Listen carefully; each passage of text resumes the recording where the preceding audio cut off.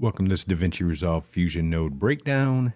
In today's node, we're going to be covering DaVinci Resolve 21, the beta public release, and there's some nice new things we can use within Fusion. Now, a lot of these, like the one I'm going to be covering today, which is CineFocus node, they are originally meant as DaVinci Resolve OFX, meaning if we go to our little color grading tab here, it's meant to be used in our color grading tab. But some of these new nodes that are in DaVinci Resolve 21 can be used within Fusion. So let's jump back into Fusion and let's go ahead and grab a shift space CineFocus, which is a new node in 21. Now, if you haven't downloaded Studio 21, it is available in both the free and studio version for the public beta right now. So it's still in public beta, but I haven't had any issues using this so far. And there's a lot of cool stuff, so it's definitely worth downloading. Now, additionally, there's no documentation out on 21 yet. So any of these nodes, I'm not sure if they're going to be free version versus studio only version. So if you download the free version and it's not there, I'm sorry. I don't know if they're available or not in the free versus studio, and I'm using studio. So the CineFocus lens. So let's go ahead and plug this footage in. And in our footage, we've got some depth of field going. It's pretty high, but there's some depth of field going. But let's say we needed to change our depth of field on this shot. We can do that with the CineFocus lens. So let's go ahead and plug this in. And let's look at what's happening. So, and right away, you can see it's automatically changing our little depth of field there. So here's our original.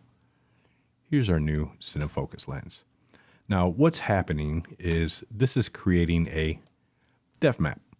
So the node itself is creating its own depth map. And up top, we have 4 little areas that we can mess with. So we've got depth, focus, aperture, and our final result.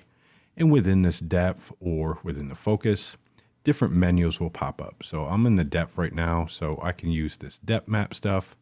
But if you notice, I can't open any of this other stuff. But if I go to, say, the focus area or the aperture, I can start opening up these other little menus. So in the depth area right here, this is basically like our depth map node. So it's got pretty much the same settings. Not all of them. It's not as intuitive as our depth map node, but it's pretty much the same thing. So down here under source, we can either use our internal, which is doing itself, or we can use from an alpha input, and I'll cover that here in a second. We have quality, which is faster or better. I always like better. We can also invert our depth map, and we can adjust our map levels if we want. So right here, just like on our depth map node, we can change our far limits, and we can change our near limits. We can also adjust our gamma for all of that. Under our post-processing, it's the same as our depth map node. We have our little post filter there, so we can post filter it up. And if I zoom in, you can kind of see what it's doing along our edges there. Under our post filter, it's adding or removing some detail. Now, this being a kind of a focus thing, and we're changing our depth of field, you don't want too much detail in there because that means anything white is going to be not blurry. Anything black is going to be blurry. So as we change our little post filter, you can see in our wrinkles on our arm here, we're starting to get some black introduced into that, which means this is going to be blurry. This is not. So we kind of don't want to do that. So we want to smooth that out as much as possible for what we're trying to bring into focus. Down here, we can contract and expand our little depth map. We can add a little blur if we want to blur it up a little bit so it doesn't have all these little sharp, jagged edges. And we can separate our layers so we have a layer separation there. And we can minimize that down if we want. Now, alternatively, like I said, we can use an external or from an alpha input. So if we add a depth map node, we can add that. We can bring this in and let's fit this back so we can see what's going on. If we go to our depth map, you can see it's a little different And our depth map is going to give us more options in creating our depth map. So we're going to have a little more options when we come to isolating our target depth if we want. But just know within our CineFocus node, we're going to be able to change focus, kind of like this target depth. We're going to be able to change focus. But if you want to use a depth map instead, you can. All you have to do is input it into the little effects mask input. If we go to our CineFocus here and change this to from alpha input, it's going to show you all white, but just know it is actually working. But I'm going to disconnect this and we're going to go back to our little CineFocus. And let me just refresh it. Let's go back to our depth and let's readjust this. So depth map, I want to adjust my levels here a little bit. Add some post-processing. Blur it up a bit.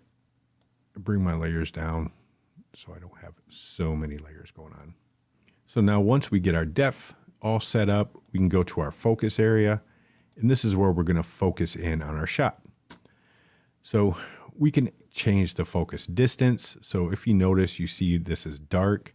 This is what's not going to be blurred and going to be in focus. So as I move this, you can see this little dark area moving off into the distance or closer to the camera. And this is what's going to be in focus. Additionally, I can change my depth of field. So basically opening or closing our aperture up to change our depth of field. So now we've got a little wider depth of field. And again, we can change where that's focused on. And additionally, we can animate this. So if I go back and say, I want to focus on her foot here so everything else is blurry. I'm going to bring it to her foot. And I'm going to make that depth of field a little shallower.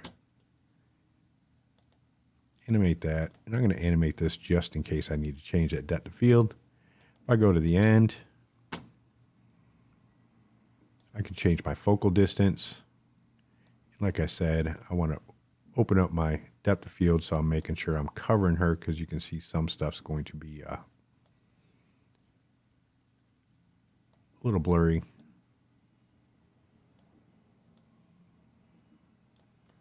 So there we go. And if we go to our little final result here, you can see it's blurry. So if I go back and I push play,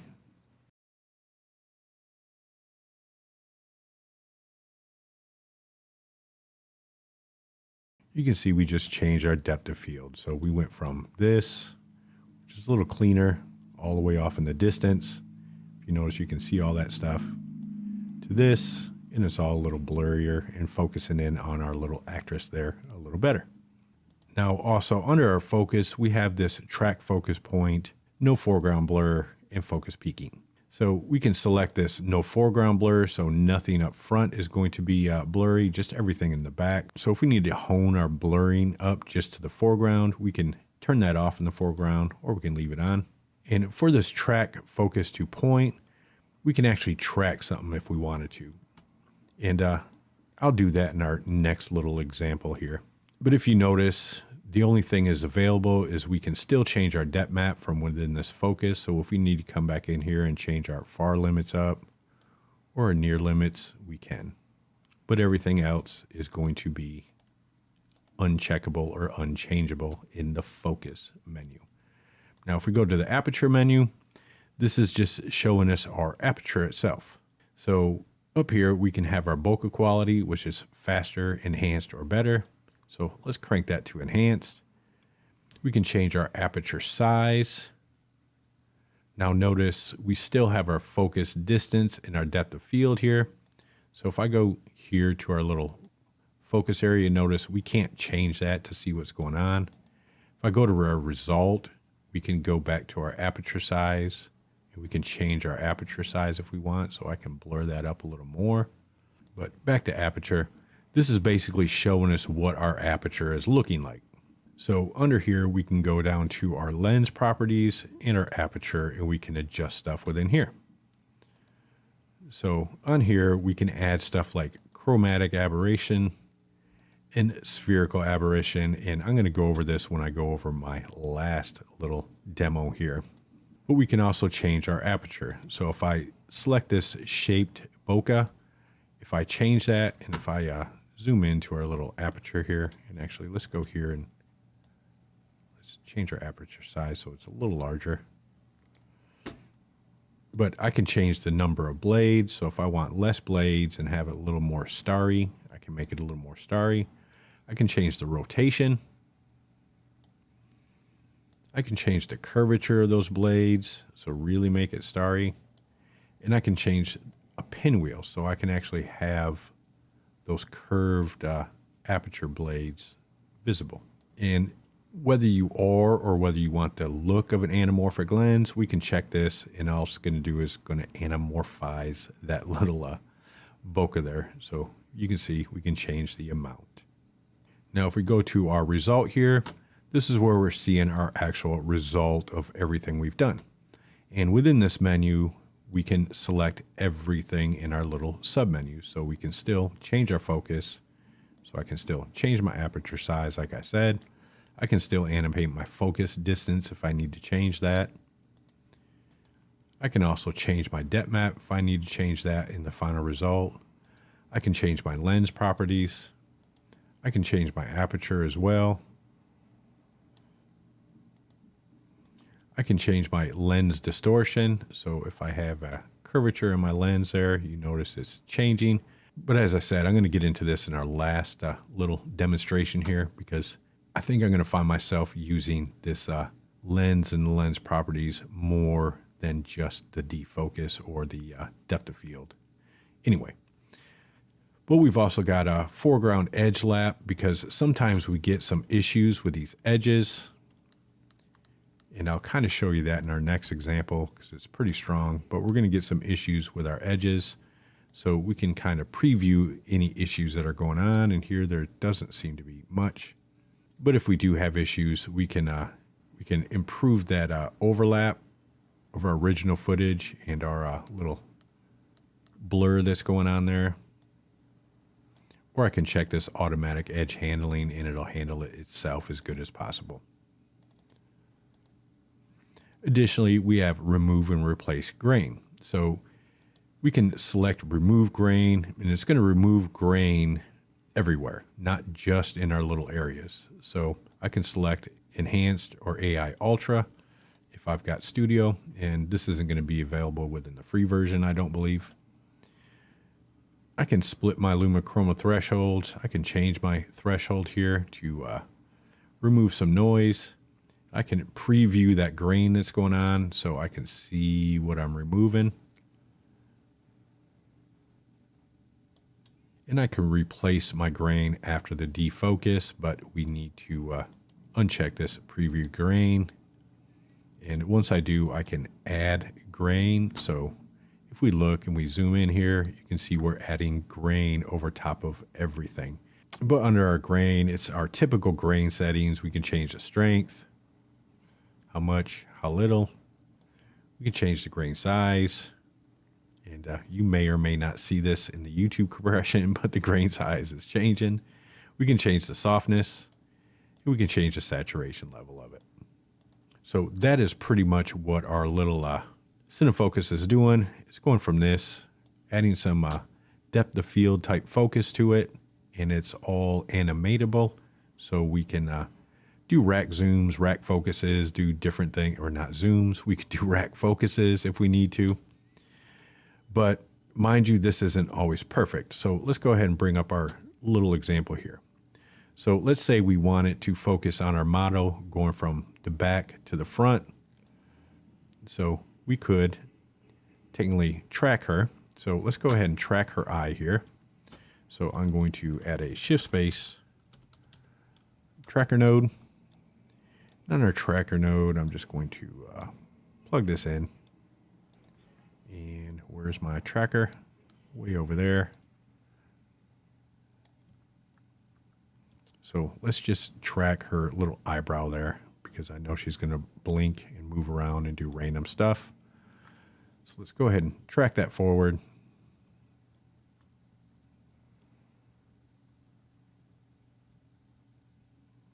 Let's double check.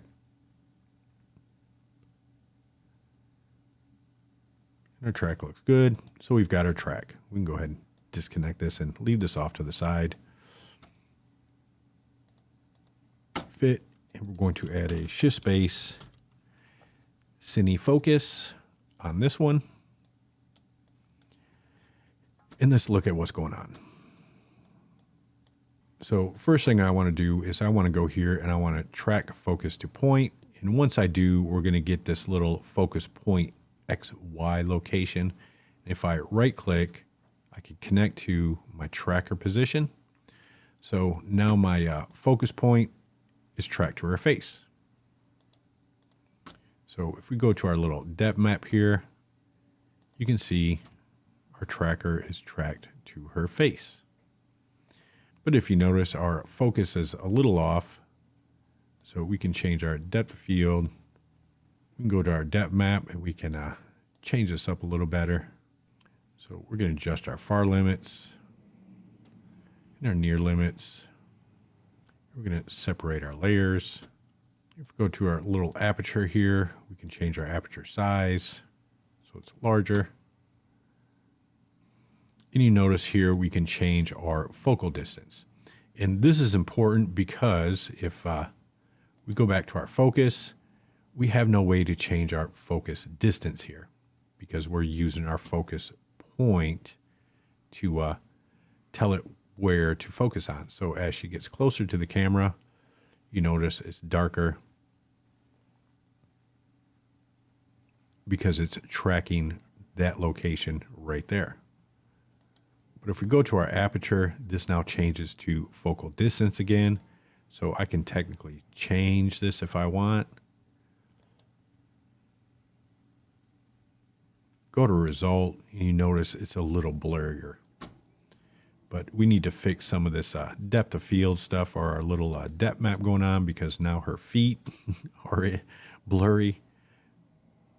But now if we look, we went from this footage to this footage, so it's a little defocused. But if you notice, all these edges are kind of weird and crazy. We got some weird stuff going on. And this is where this edge stuff down here comes into play. So if I check this overlap preview, you can see where all of our issues really are. So in all that netting, we've got some issues going on with blur overlap going on. And I can select handle automatically, and it's going to try to fix it as good as possible. If you notice, if I uncheck it and I check it, it's trying to fix all that. Or I can go over here and I can change my overlap boost. I can raise it all the way up, or I can raise it all the way down.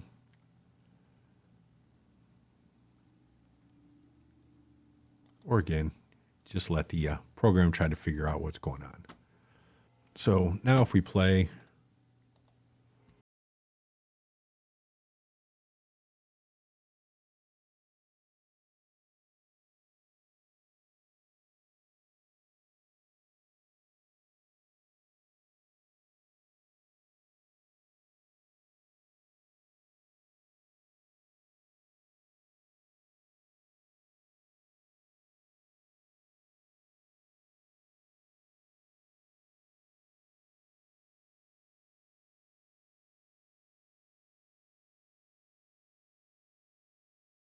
there we go.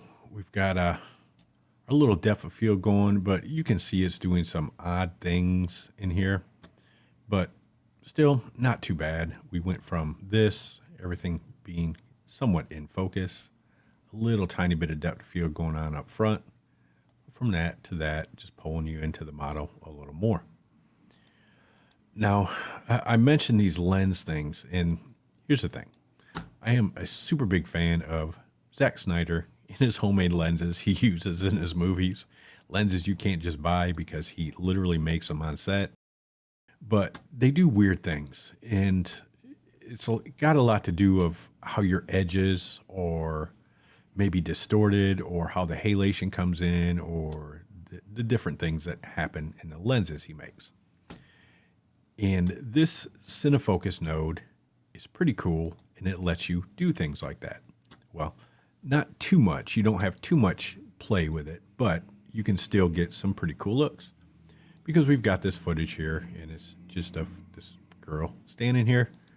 Not too exciting. So let's go ahead and first, let's add some movement to this. So it's moving. And let's go ahead and just change our size, change our angle. Let's go to the end. We're going to bring it in to get our model a little closer there. And then we're going to add a little rotation here. So let's swap up the angle. There we go. Let's just make sure we're staying in frame. And make it a tiny bit larger. There we go. So we just got some animation going. A little more exciting. But we're going to add our CineFocus here.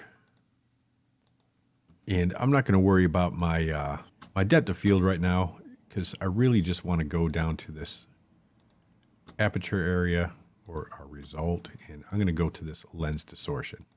If I select this curved, if I start changing what's going on, if you look at the sides, it's doing these weird things to the sides of our image. That's pretty awesome.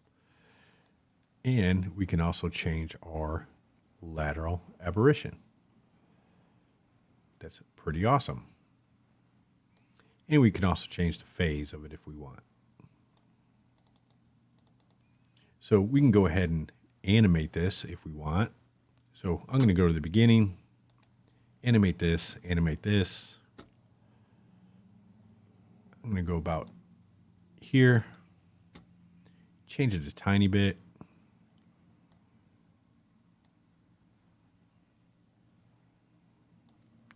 And then I'm going to go to the end.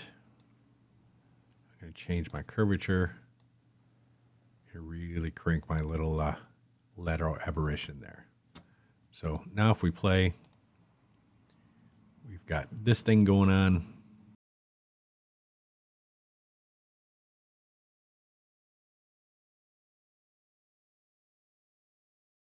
And I'm just looking at these edges here because I'm just getting this movement on the sides of these lenses here. So it's pretty cool. But of course, she's out of focus, so we would have to fix that. So we can go to our little depth here and fix up our depth map. We can change that to better if we want. Adjust our map. Change our near limits up a little bit. And I'm just trying to get most of her in there without bringing in that background.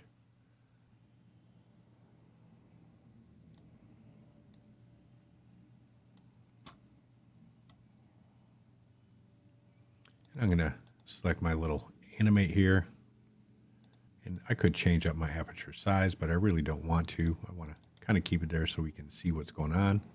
If I go to the end there,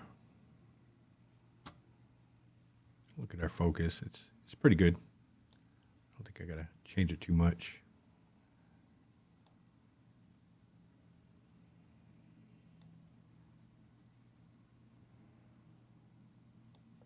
There we go. So now if we go back, look at our final result. And let's change this aperture up a little more. Just a tiny bit. There we go. So now we've got this.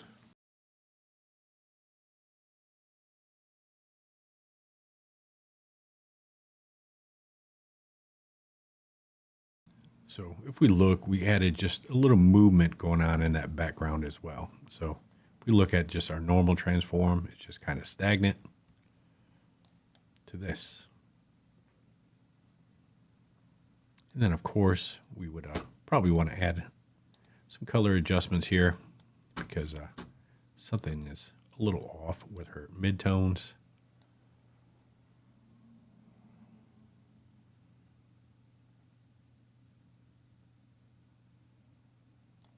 There we go. A little better. She was looking a little greenish, ghostly white there. So there we go. And then we could crunch our darks a little bit. So there we go.